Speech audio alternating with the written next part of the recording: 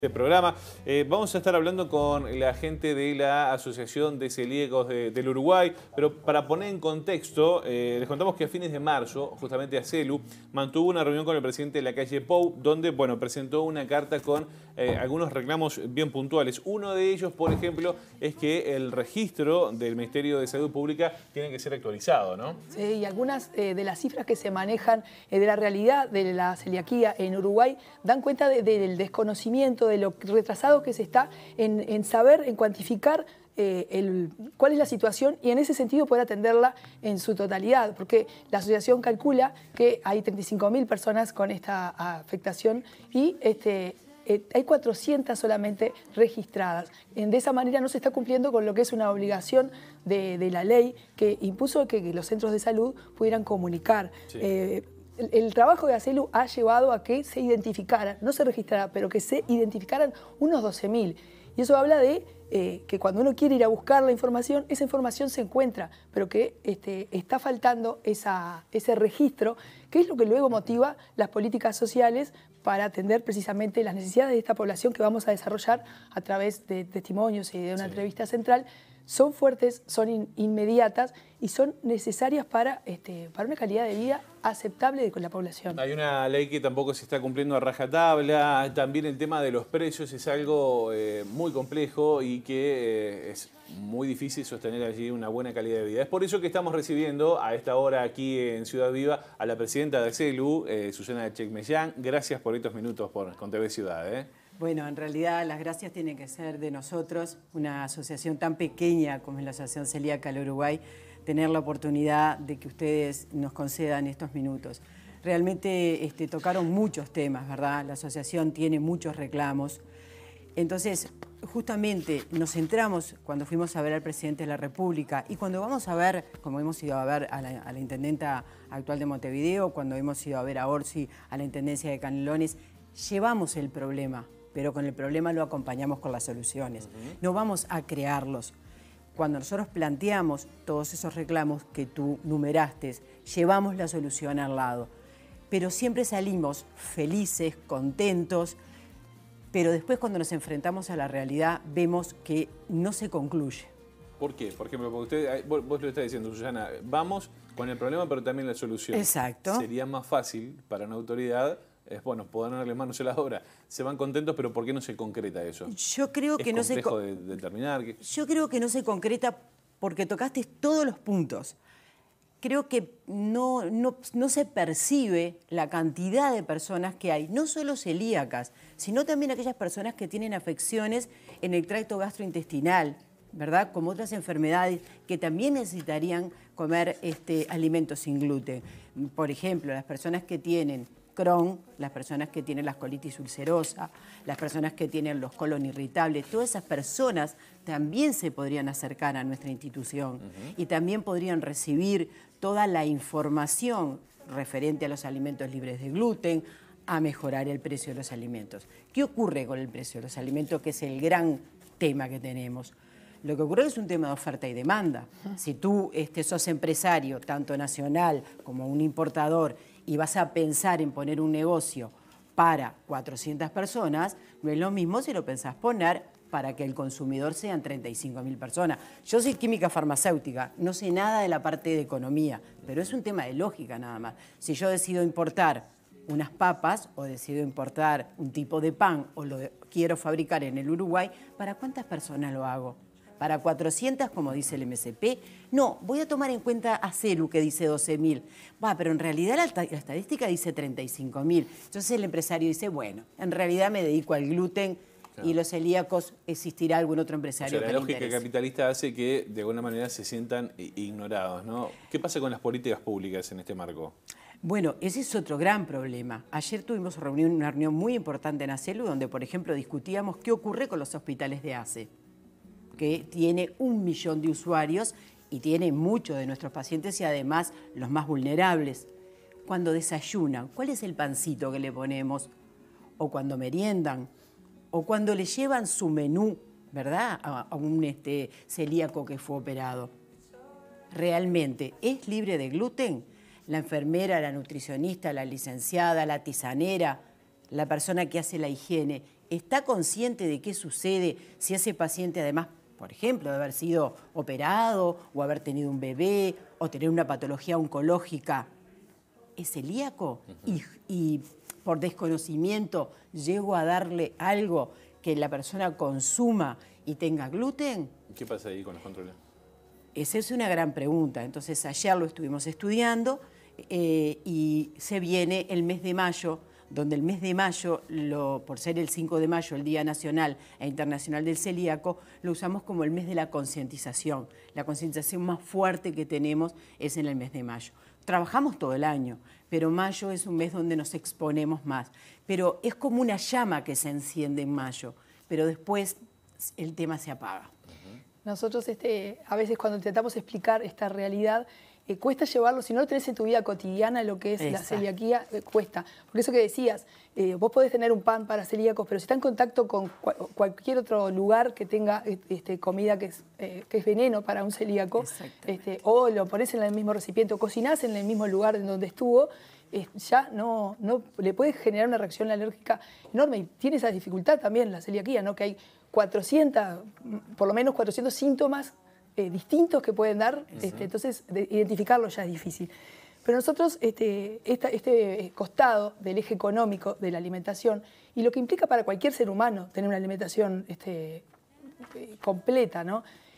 Fuimos a buscar un caso puntual, el de Verónica, que aparte también es de raíz porque la conoces. Porque es un ser especial. Yo digo que es un ser de luz. Me encanta que digas eso. Nosotros también lo compartimos en este testimonio. Asesora desde hace 15 años también de Sano Deleite, que es un lugar donde se venden productos elaborados especialmente para celíacos, que están proliferando por la ciudad, es una novedad que creo que es un lindo síntoma de esa apertura que se está teniendo a descubrir en el otro. Que nos pasa a las mamás cuando invitamos a un compañerito, invitamos a la clase entera, que siempre hay alguien al que hay que tener ese cuidado, o viene comido el cumpleaños. Ese tipo de costado empieza a involucrar a toda la sociedad y empiezan a suceder esas cosas. Pero para hablar de esta realidad desde su visión, compartimos entonces el testimonio de Verónica.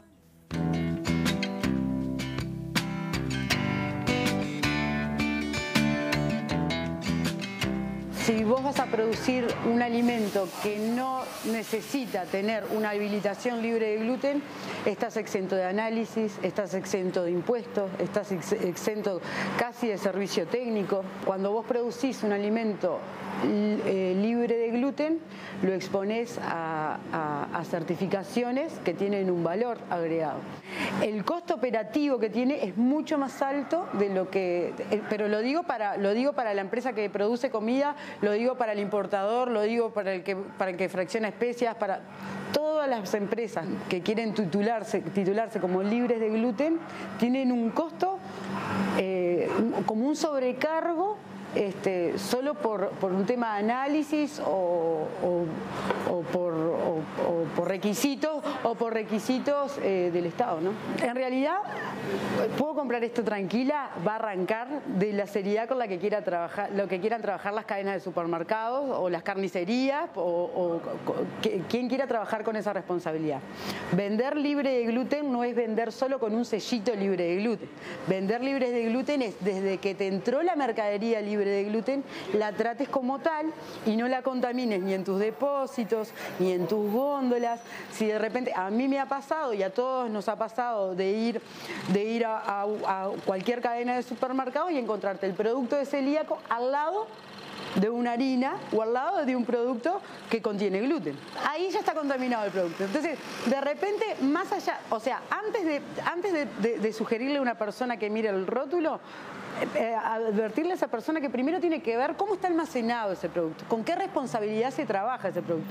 Nosotros que si comemos con gluten nos sentimos mal, nos enfermamos y estamos 10, 15 días para recuperarnos, tenemos que ser más previsivos de un rótulo, como si tuvieses una farmacia y vendieses medicamentos.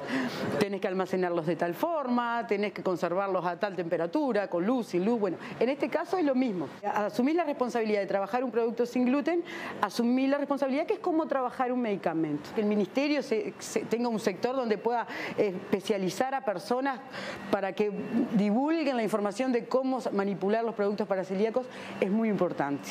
Cuando se le da un diagnóstico de celíaco, la mayoría de los profesionales no tienen el tiempo, no cuentan con el espacio, ni con un departamento o un sector dentro de las mutualistas, algunas ya los están incorporando, donde se pueda derivar a esa persona y en resumen le dicen que es intolerante o que la celiaquía tiene que ver con no consumir gluten o no consumir harinas, que no es así. O sea, el gluten no solo está en las harinas. Entonces, cuando recién te enterás de tu diagnóstico, de repente no tenés un lugar donde te deriven, a no ser que pasen 20 días de tu visita con tu gastroenterólogo asignado o 20 días con tu nutricionista, no tenés esa charla necesaria, porque es como que si yo te digo que tenés una infección respiratoria y no te vayas de la mutualista con el antibiótico, te tenés que ir con el antibiótico. Bueno, en este caso es lo mismo, no te podés ir con un diagnóstico y una visita a un gastroenterólogo o a una nutricionista dentro de 20 días.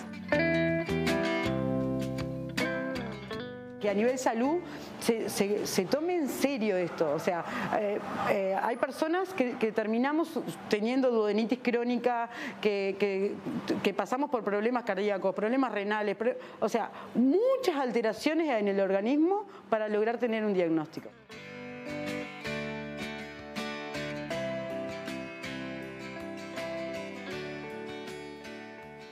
Y lo que decía Verónica es crucial, ¿no? Esto es un medicamento. Entender que la alimentación es el único tratamiento posible para el paciente celíaco. Justamente lo que yo decía en la entrevista de ayer. ¿Por qué? Volvemos a los hospitales de ACE, que es el más grande, a pesar de que, como Verónica dijo, ya tenemos una de nuestros prestadores privados, que es CASMU, que sí tiene especialmente la policlínica para los celíacos, porque el presidente, el doctor Raúl Rodríguez, trabajamos muchos años juntos, entonces pude llegar con mucha facilidad. ¿Qué ocurre?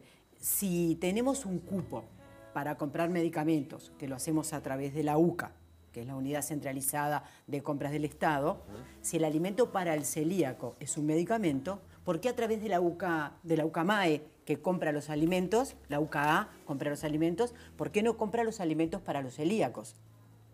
Que también es un medicamento. El tema que siempre has tocado todos los puntos en forma perfecta. Tenés que tener a alguien cerca para que esto te sensibilice, ¿sí? Entonces, a mí me dio mucha esperanza cuando escuché al presidente de la República que dijo: hace una semana mi hijo tuvo un cumpleaños y yo tuve que preparar en mi casa algo especial para los celíacos. Y su esposa, que está con todo el tema de Sembrando, tiene muchos emprendimientos que son para celíacos y ha quedado ella muy impactada con todo el tema de cómo se fabrica, cómo se trabaja, la calidad que tienen los productos. Entonces, a mí eso me dio como una energía especial y un pensamiento especial de que creo que vamos a llegar a puerto con nuestros reclamos. Y con los reclamos más importantes, que son los precios y tener un lugar físico donde funcionar la Asociación Celíaca del Uruguay. A propósito de precios, Susana, te iba a preguntar, ¿es caro ser celíaco? Creo que decir es caro es quedarte muy corto. Es muy caro. Es muy caro. No podemos. Ayer estábamos actualizando precios y hay productos que tenemos casi el 400% por encima de los productos que tienen gluten o que no son para celíacos. Sin guionarlo me diste pie, porque tenemos una tabla de precios para compartir con ustedes y me gustaría justamente que la podamos comentar contigo. Por ejemplo, el pan allí, en los productos comunes 82, productos libres de gluten 1.200, bizcochos 520, 1.300, harina 57 y 119, galletitas cracker, por ejemplo, 300 a 1.600 y condimentos que van desde los 300 a 1.600. Eso en materia de productos comparativo, ¿no? Es abismal la diferencia. Es abismal la diferencia, pero vamos a aclararle bien al público que esos precios que están ahí, por ejemplo, digamos, los bizcochos 520 y tenemos 1.300 pesos, sí, no es en todas las empresas que sale eso. Se buscaron precios top, precios máximos, sí, que se pueden encontrar en el mercado, porque hay empresas nacionales que nos venden los bizcochos a mucho menor precio. Estamos hablando, de repente ahí podemos llegar hasta tener 800 pesos. O sea que es un poco menos de 1.300. Aclaremos bien que son los precios máximos. Sí, topes. Topes. Y en el pan de 1.200 es un pan grande, sí, y un pan que tiene... ¿Cuánto me dura un pan de esos? ¿Cuánto? ¿Cuánto me dura? Bueno, depende de cómo te lo comas. Eso depende de tu pancita, eso depende de no, cuánto si es comas. amigo, olvídate, me dura 5 minutos, Susana. Pero estamos hablando de criaturas también, ¿no? Estamos hablando de niños. El kilo de harina, por ejemplo, es el doble. Yo creo que ese es el tema. A veces ahí hablamos de productos que ya están elaborados, el pan y el bizcocho. Por eso también nos centralizamos en la función de Acelu. Porque nosotros enseñamos a cocinar para que tú te puedas hacer tu pan, tú te puedes hacer tus bizcochos. Pero volvemos a la materia prima. Claro. Ahí está el secreto. O sea, te ahorras unos pasos, pero la materia prima sigue siendo cara. ¿Cuánto sale un kilo de harina? La harina más está subvencionada. Sí. Tiene un IVA mucho menor. Pero las harinas para celíacos no. Empezando que son 3. Siguiendo que son importadas. Y todavía tiene un IVA de un 22%. Entonces sumamos 3 harinas, todas con un IVA, para que ese producto solito vaya a fabricarse un pan, y un pan de calidad, porque es otra cosa, necesitamos calidad. No podemos tampoco poner una harina de maíz o una harina de mandioca que no sea certificada.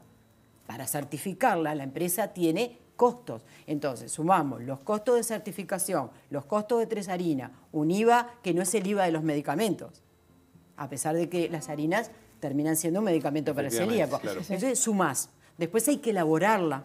La elaboración lleva controles de calidad mucho más estrictos que los que llevan los productos que tienen gluten. Entonces, el producto final, seguimos cargando costos. Vuelvo a decir, no soy economista ni contadora, pero sumo costos, ¿y dónde van a terminar? En el producto final. Y llega el punto clave, ese producto final que fabricó la industria nacional. Cuando va a las cadenas, ¿cuál es el porcentaje que se le pone? Porque en realidad yo no estoy segura si es el mismo porcentaje que los productos comunes, porque tiene otro agregado el alimento para celíaco. Tiene una fecha de vencimiento menor, tanto sea congelado o no congelado. Entonces, tiene riesgo. Seguimos sumando riesgos. Entonces, otra vez eso se carga sobre el precio del producto No es solo final. poner un sellito, como decía Verónica en el testimonio, ¿no? Verónica es mucho más complejo. está bien instruida por nosotros. Ahora, es un poco desesperante la situación, ¿no? ¿Qué se recomienda para el paciente celíaco o que es recién diagnosticado, por ejemplo? Porque es cambiar la forma de vida por completo.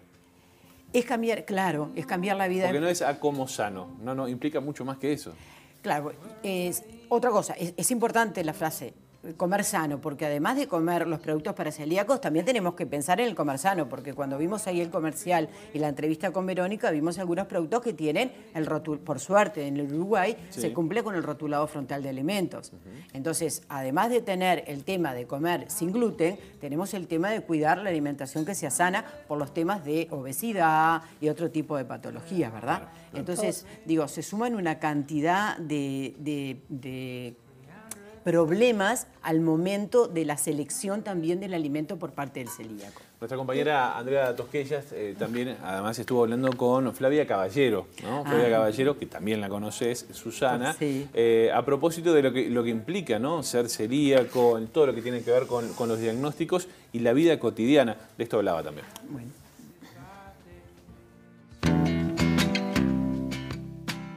Hace unos 8 años más o menos que me diagnosticaron, pero yo hace un tiempo más, digamos unos 12 años, empecé con otros síntomas, otras cosas que derivaban de que yo era celíaca y no lo sabía.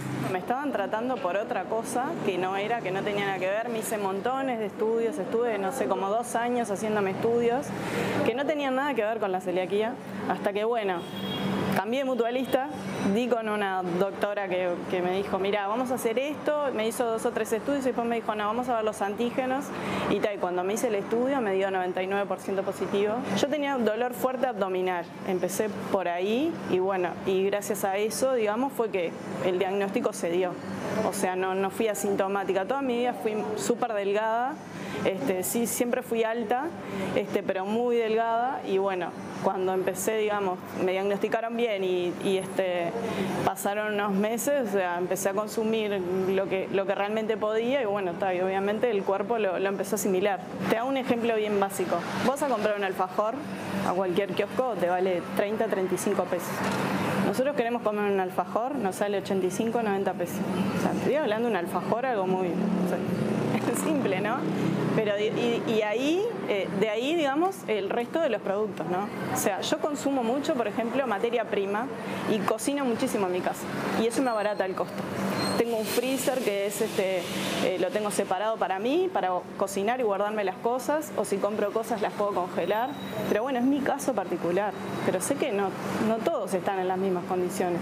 Y realmente, vos querés comprarte un paquete de galletas, algo, Grisines, no sé, por decir algo, 300 pesos te vale un paquete de Grisines. Yo, por ejemplo, nunca tuve que tomar medicación. O sea, siempre hice la dieta sin gluten. Y es lo único de lo que yo me puedo valer para sentirme bien, ¿entendés? Entonces, a cualquier lugar que voy, aviso que soy celíaca, pregunto qué es lo que van a comer, que siempre estoy pendiente de eso. O me llevo la comida, o no sé, como ser dos personas, ponele, ¿entendés? ¿Van a comer dos? Bueno, en realidad soy yo sola, lo que pasa es que el costo de mis productos son muchísimo más altos. El cambio de hábitos, o sea, que tenía que hacer yo y que tenía que hacer mi familia también, ¿no? Porque el tema de, bueno, tener mi tabla para cocinar, mis, no sé, cuchillo, tenedor, todo lo que uso yo, o tener el cuidado de limpiarlo bien para que yo lo pueda usar, o sea, es un cambio de cabeza, digamos, porque en mi familia no hay más celíacos. Y yo muchas veces, por un tema de practicidad, tiempo, consumimos lo que yo consumo para que la comida no se contamine. ¿Eso te encarece más todavía el presupuesto? Sin duda, porque no estoy pensando en mí, somos 4. Entonces, obviamente que el costo ya es otro. Pero, o sea, vos pensás en el día a día, tenés 24 horas, tenés que cocinar, tenés que hacer 1000 cosas y me decís, bueno, yo no puedo hacer 2 comidas todos los días, ¿no? Pensando en ponerle 2 veces al día. Entonces muchas veces uso cosas de las que yo puedo consumir y cocinamos para todos. No en todos los lugares nos podemos sentir cómodos, porque también eso te dicen, sos celíaco, y eso anda, ay, qué bajón. Y es como que vos decís, pero bueno, es una enfermedad. O sea, ¿qué voy a hacer? Es lo que yo no elegí ser celíaca. Como hay muchas opciones que hoy en día se manejan, como el tema de los veganos, y digo que eso vos lo elegís, vos optás no comer carne, no comer otro tipo de productos. Bueno, yo no tengo más remedio. Te dicen alguna vez, pero si comes una vez no pasa nada. El tema es la acumulación de gluten. Hoy comes un poquito, mañana comes otro poquito, y así. Y bueno, y a la larga se puede desencadenar en algo bastante grave, digamos, que puede ser un cáncer. Divina Flavia, en esa claridad de mostrarnos la realidad en el día a día, y esto de que no es un lujo, no es una opción, sino que es un derecho el alimentarte con algo que no te dañe, que no te haga mal, que no te lastime, y que además te permita desarrollarte con tu mayor potencial. Y en ese sentido, esto de tener un local propio tiene significado también, porque posibilitaría también ser un nuevo eje para, por ejemplo, para dar productos más manufacturados, ¿no? Porque tenés derecho también un día a no cocinar. Pero tenés derecho a no cocinar un día, a decir, quiero comprar un paquete de Grisines. Exactamente. Sí. Bueno, el tema de tener un local, de tener una casa donde podamos tener la Asociación Celíaca del Uruguay, es un sueño.